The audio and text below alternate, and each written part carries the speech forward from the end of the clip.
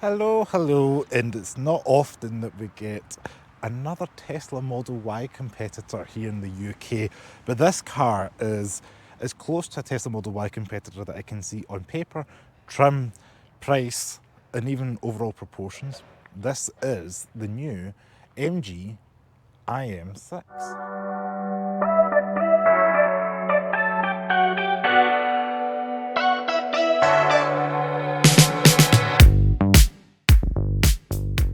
Now, I have brought this car today to this car park. I was going to say we're in lovely Scotland in October, and this car is the launch edition version of the IM6. So it takes the 100 kilowatt hour battery, interrupted by a train. Thank you, ScotRail.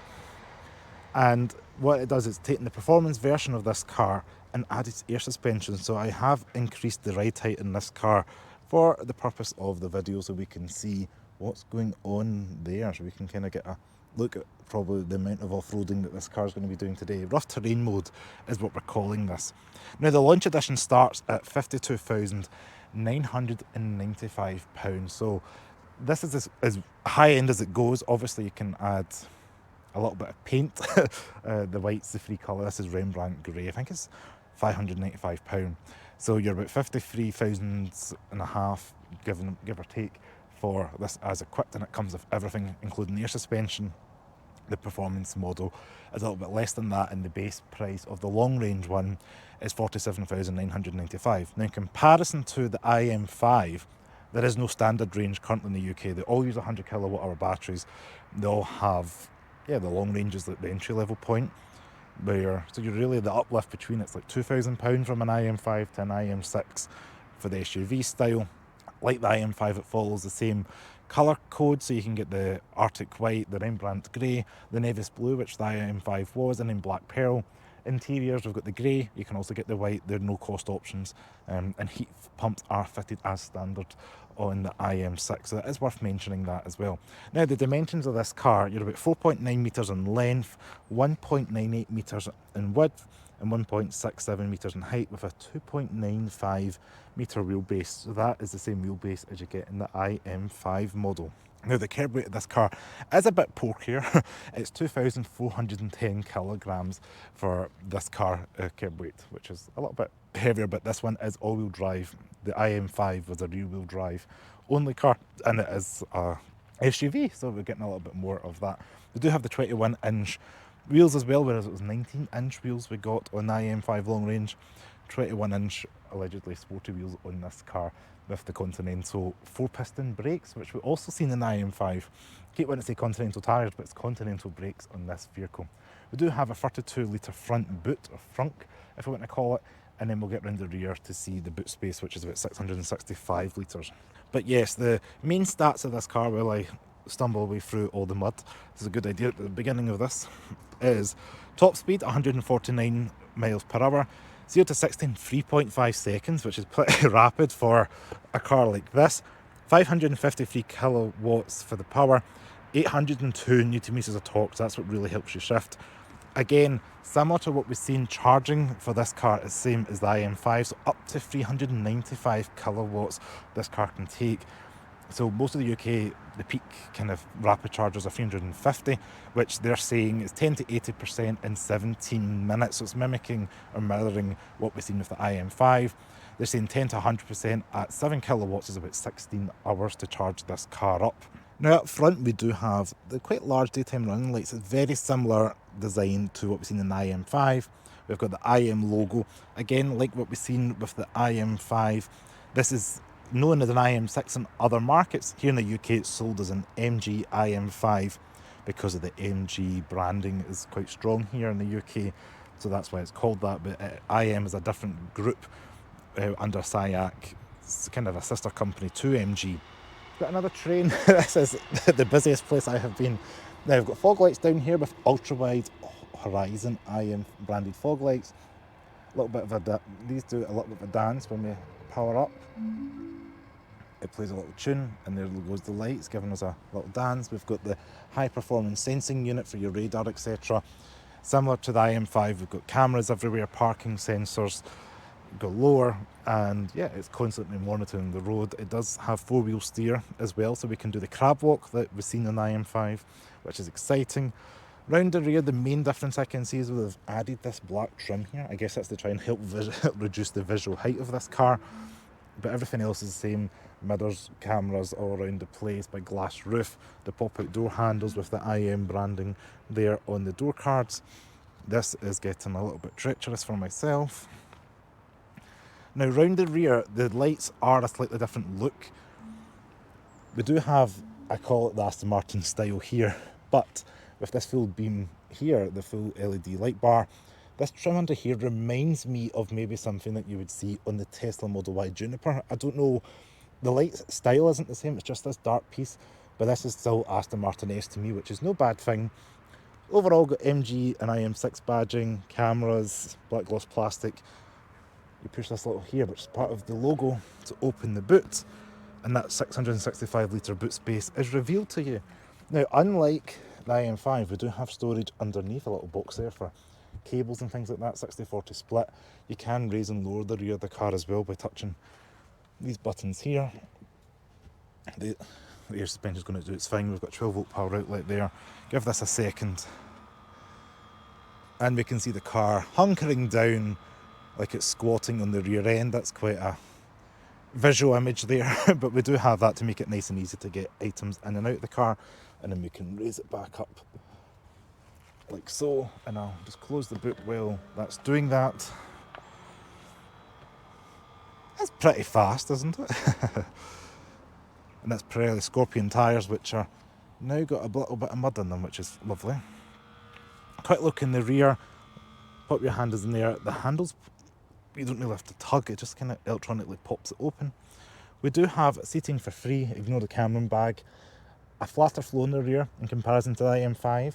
We do have mat pockets, climate vent, and then nice big cushy puffy seats, all squidgy, nice and soft. Do have this that pulls down, different to the IM5 cup holder, a little bit of storage. This whole middle bit can pop down. Again, look how soft and squidgy that is. We've got ISOFIX points there. This is your grab handle. Again, I'm going to say like the IM5 because it's very similar to the interior of that. Electronic door release to pop open there, and then that's your mechanical release in case of emergency to get out the car. Grab handle, which you can close and pull to hold the door open and close, sorry, and then your electric window switch. And more speakers in this car, which I believe it's 20 speakers that are fitted to this vehicle. All windows have got acoustic glass and are frameless. So yeah, enjoy that in winter. Now we do have a nice soft stitching on top of the door card, this wood trim. Everything in here is nice and soft and plush even. The first like kind of half is pretty much all soft and well padded, and then we've got a big door bin here. This is quite a large door bin, which you can get bottles of juice crisps. It's not separated or lined with fuzzy stuff, but it is a decent size.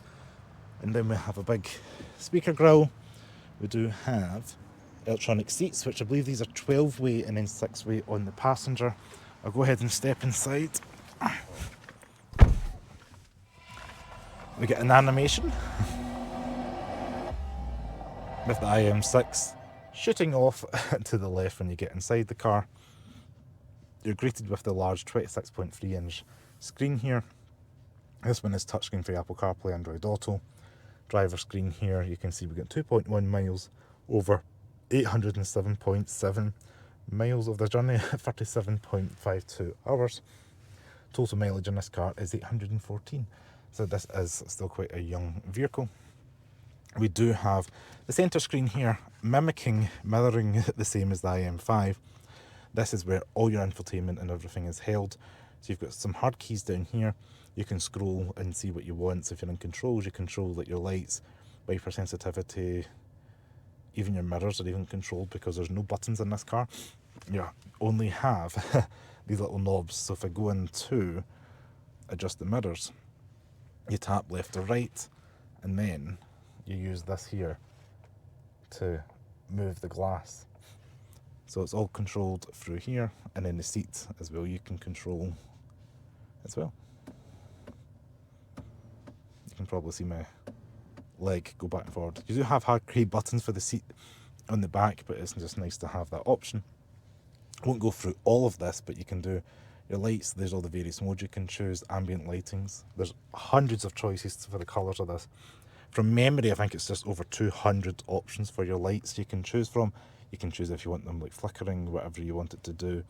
Driving modes are important. We've got comfort, eco, sport, snow, and in this car, being the launch edition, not all these cars have it, is the air suspension. So you have to go for the launch edition for the air suspension.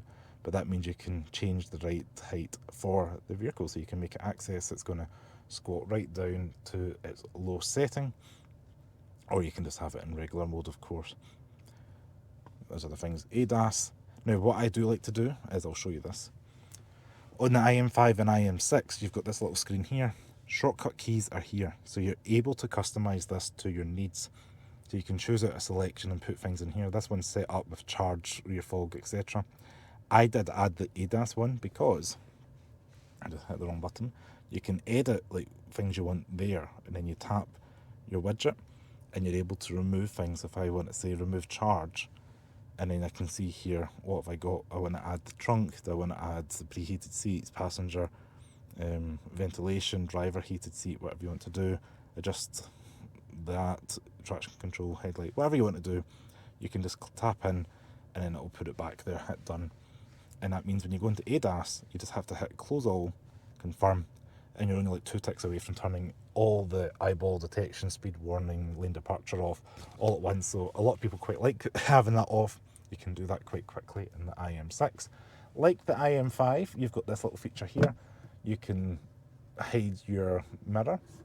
Not quite sure why you'd want to do that, but you do have that capability to hide that away into there. No glove box in this car, which is a shame. The IM5 never had that either. We do have a ventilated wireless phone charger. A little bit here we can get a bit of an accessory, same as for the IM Mag up here. You can buy accessories to click onto various pieces. We do have storage underneath here, and then we do have 2 cup holders, and we also have a cool box in here that is lined with fuzzy stuff, and there is charge ports in there as well. We have reach and rake adjustment on this car, which for 5'11" Thomas is not too bad, because we've got plenty of headroom, shoulder room. It's quite a comfortable car in here, and if you cannot already demise or surmise, the seats are nice and soft and squidgy and padded. And I've been driving the IM5 this morning. This is the IM6 this afternoon, and this is just, look how soft and pillowy that is. It's just lovely to be. These seats are lovely. I would probably go for the other interior colour, which MG on the website, you can choose this grey one, or you can have whites, which I just like a lighter interior, so I think it would complement the cabin well. You do get the big panel roof. There is no shade or anything, so it is like a Tesla with that respect, but you can see all the speakers all over the place. Not going to play any audio, but if you do test drive one of these, please put the radio on or music, because it's got a fantastic audio system. Also has that clever like acoustic technology, a bit like noise cancellation headphones. So when you're out driving, it just helps like eliminate some of the outside unwanted noises entering into the cabin, which is quite nice as well. You can change things like your driver regen. Doesn't have one pedal driving, but you can change, just if we go back into driving, we can find out your energy recovery, so you can have it in low, off or standard depending how you want to drive. One last thing I want to mention is we do have the heated and ventilated seats, heated seats in the rear, but we also have massage for the driver's seat on the launch edition, so you can hit that and choose if you want wave upper or lower. So you've got 3 versions of types of massage you want. You can probably hear the motors running, and then you can change if you want your heated or ventilated seats to be on at certain time. You can only have it on, obviously, heated or ventilated. You can't have both on at the same time, but you can have always on 30 minutes or an hour, depending of how you're wanting to turn it on and off. And you can see the 3 stage, same as the fan speed, you can have 3 stages of cooling. So yes, that is the seats comfort in the front passenger of the IM6. We also have some shortcut keys up here. This is for like some of the intelligent driving things. It can park for you, you can get it to reverse and remember where you've been, pull out, or curbside if you want to get it close to the curb. And then one last little bit, if you put your 2 fingers here, you can get the temperature increased or decreased, and then you drag across left to right to control your fan speed. So you've got 2 options there without having to go through climate every time. You've kind of got shortcut keys available to you, so if you want to swipe, you can do that maybe while driving. You can go like, look, there we go. But yes, that is the inside of the IM6. Now let's get out on the road for a test drive. All right, you're behind the wheel of the IM6. Now, let's get ourselves out of this muddy field. Now, I have enjoyed the terrain modes for the comfort, I guess, going over this uneven bit of, but actually off-road, because it's not even paved, it's just mud. But I'm purposely not going down the big ditches and things like that because I don't want to burst the tyres. Because these are performance tyres just with air suspension, which I can raise, but it isn't a serious off-roader by any stretch. But we're joining the road now. Visibility is good. It's very similar to the Tesla Model Y, and I'm not just saying that because of the style of it, but just the way the kind of bulges are over the wheel arches, the way the bonnet slopes down in the centre. I haven't been in any other EVs out with really the Teslas that do that. It doesn't feel like any of the other MG products. And speaking of MG products, it does not feel like an MG S5, for example. That feels a little bit more lightweight. This feels more heavy and substantial. Yes, the interior is a lot more premium as well than you would expect for an MG product. And again, part of you is going to have to differentiate MG from MG IM, because IM is a premium manufacturer, so it is going to maybe think of it versus maybe like Skoda in Volkswagen or something like that, I guess. So that's where the product lines up. It is great. I can turn all the ADAS off at a touch of one really click, let's say 2 clicks away, but one in the widgets and then one button to turn it all off, not fiddling around in the system turning multiple things off. And when they're off, they're off. I've not got any beeps and bongs, which is welcomed. Now, everything being in the screen and the screen being lower, like the top screen is really for your music and entertainment. Driver display is crisp and clear, and I like the other MG products as well as other manufacturers. It does bring, like, you can see people popping up, I can see the cars, it's constantly letting them let you see what's going on around you. Now, the rear visibility is quite tight with that little mirror there. I did think there might have been a digital view. This kind of car profile would suit a rear view digital mirror, but it does not have one from what I can see anyway. Maybe in other markets, but this car in the UK spec does not. Riding comfort, it's not too bad. It does have the brake-by-wire system, same as the IM5, and that is quite sharp to respond. I have got the regen on standard, so again, like I mentioned earlier, it's not full one-pedal driving, but it does give you a little bit of something when you take your foot off the accelerator. And tootling around town, it's more than adequate, and have the lights and wipers on auto. Nice, easy to drive. This kind of car is for somebody that wants a premium SUV that's electric. Don't have to worry about too many things. You like a bit of interior, maybe the Tesla's too sparse, and maybe you're familiar with the MG brand and you want an MG, or maybe you just like the way it looks. But this middle bit here reminds me of a Porsche Taycan, which is no bad thing. And the performance is certainly on par with Porsches as well, with that 800 newton meters of torque. This car is definitely one for blowing your hair off if you've not lost your hair already. Top speed 149 miles per hour in 3.5 seconds to 60. It is incredibly fast, this car, and incredibly capable as well. And the stopping power with those continental brakes are very good. I have done a couple of brake tests earlier on today, and it's more than adequate. They're not going to do it in the main road through a town. But thank you very much for watching, and let's conclude this video.